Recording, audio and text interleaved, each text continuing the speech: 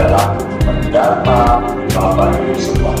Nah, khusus untuk yang tinggal di DKI, jika panjenengan termasuk yang terkena PHK, dirumahkan, usahanya bangkrut, atau ekonominya susah, hingga, mohon maaf, tidak bisa makan, silakan melapor dan mengisi formulir pendaftaran di Ketua RW di mana Bapak Ibu tinggal sekarang. Jika mengalami kesulitan, silakan menghubungi hotline Badan Penghubung Jawa Tengah yang ada di Jakarta di nomor 0812 95 880 747. Saya sangat berharap panjenengan segera melaporkan diri maksimal sampai tanggal 23 April 2020. Sekali lagi, batas akhir pendaftaran tanggal 23 April 2020. Ini adalah ikhtiar kita agar panjenengan mendapatkan hak perlindungan dan bantuan dari pemerintah. Semoga Bapak Ibu senantiasa sehat dan mampu melalui masa pandemi corona ini tanpa kurang suatu apapun. Wassalamualaikum warahmatullahi wabarakatuh. Bahwa opsi yang kita pilih adalah pembatasan sosial berskala besar atau PSBB.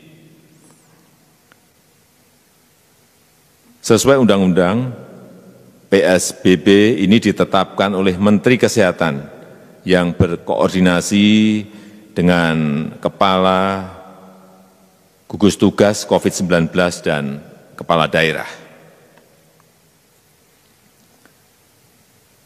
Dasar hukumnya adalah Undang-Undang Nomor 6 Tahun 2018 tentang kekarantinaan kesehatan. Pemerintah juga sudah menerbitkan peraturan pemerintah PP tentang pembatasan sosial berskala besar dan Kepres penetapan kedaruratan kesehatan masyarakat untuk melaksanakan amanat undang-undang tersebut. Dengan terbitnya PP ini semuanya jelas. Para kepala daerah saya minta tidak membuat kebijakan sendiri-sendiri yang tidak terkoordinasi. Semua kebijakan di daerah harus sesuai dengan peraturan, berada dalam koridor undang-undang dan PP serta Kepres tersebut. Polri juga dapat mengambil langkah-langkah penegakan hukum yang terukur dan sesuai undang-undang agar PSBB dapat berlaku secara efektif dan mencapai tujuan mencegah meluasnya wabah.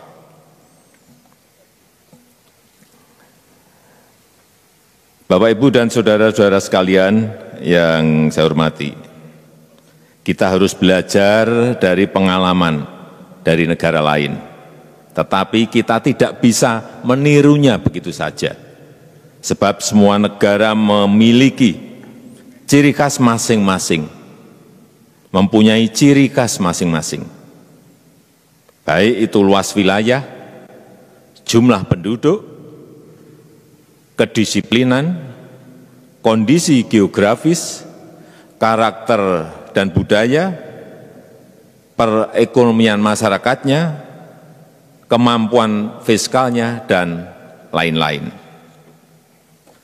Oleh karena itu, kita tidak boleh gegabah dalam merumuskan strategi. Semuanya harus dihitung, semuanya harus dikalkulasi dengan cermat. Dan inti kebijakan kita sangat jelas dan tegas. Yang pertama, kesehatan masyarakat adalah yang utama.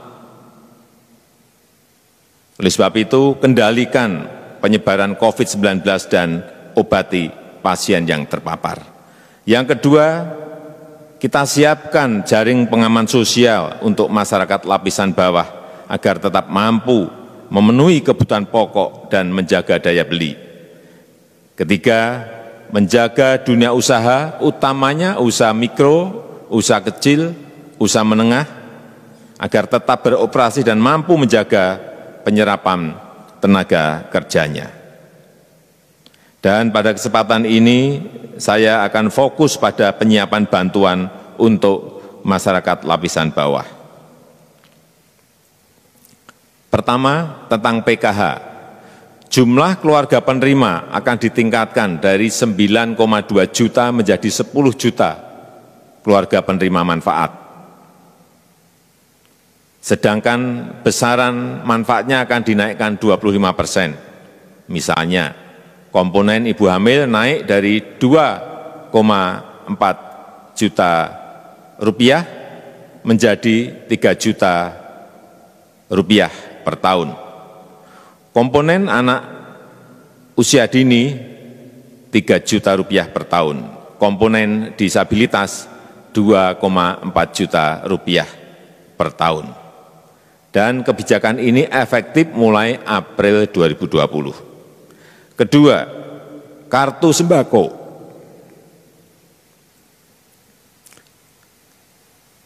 Jumlah penerima akan dinaikkan dari 15,2 juta penerima menjadi 20 juta penerima manfaat. Dan nilainya naik 30% dari Rp150.000 menjadi Rp200.000 dan akan diberikan selama 9 bulan. Yang ketiga, tentang kartu prakerja. Anggaran kartu prakerja dinaikkan dari 10 triliun rupiah menjadi 20 triliun rupiah. Jumlah penerima manfaat menjadi 5,6 juta orang, terutama ini adalah untuk pekerja informal serta pelaku usaha mikro dan kecil yang terdampak COVID-19.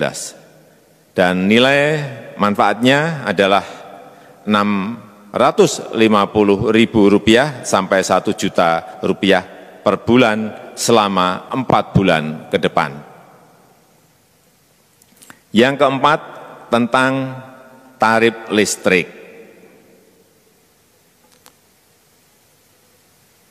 Perlu saya sampaikan bahwa untuk pelanggan listrik 450 VA yang jumlahnya sekitar 24 juta pelanggan akan digratiskan selama 3 bulan ke depan, yaitu untuk bulan April, Mei, dan bulan Juni 2020. Sedangkan untuk pelanggan 900 VA yang jumlahnya sekitar 7 juta pelanggan akan didiskon 50%. Artinya hanya membayar separuh saja untuk bulan April, Mei, dan bulan Juni 2020. Yang kelima, perihal antisipasi kebutuhan pokok. Pemerintah mencadangkan 25 triliun untuk pemenuhan kebutuhan pokok serta operasi pasar dan logistik.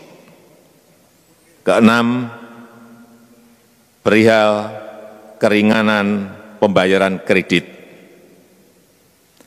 Bagi para pekerja informal, baik itu ojek online, supir taksi, dan pelaku UMKM, nelayan,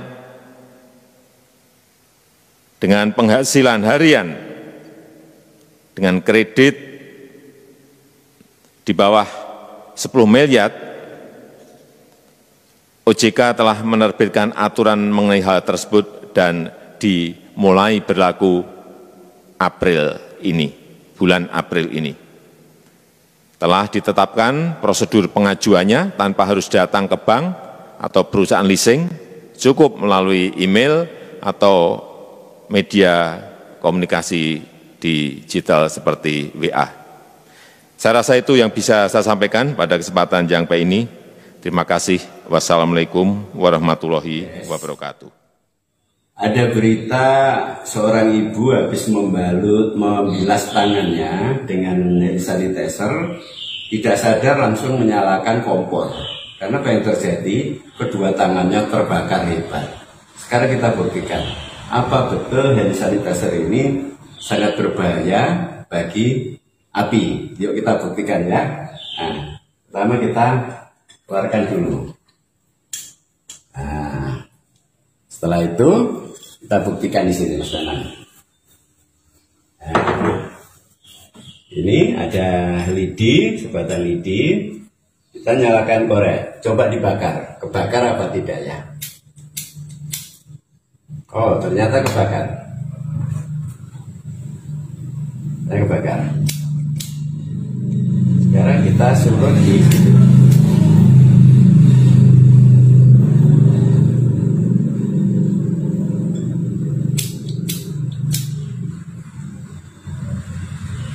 Wow. Nah, apa yang terjadi ya? Memang luar biasa. Ini baru tahu ya, tambah pengalaman ya. Karena di dalam sanitizer itu ada alkohol kandungan 70%. Sedangkan 40% aja dinyalakan sudah menyala, apalagi 70%. Nah, jadi hati-hati ya guys. Habis membilas tangan, jangan merokok ya. Jangan merokok atau menyalakan kompor. Intinya jangan dekat-dekat dengan sumber api sebelum tangan kita kering betul. Oke guys, semoga bermanfaat. Salam.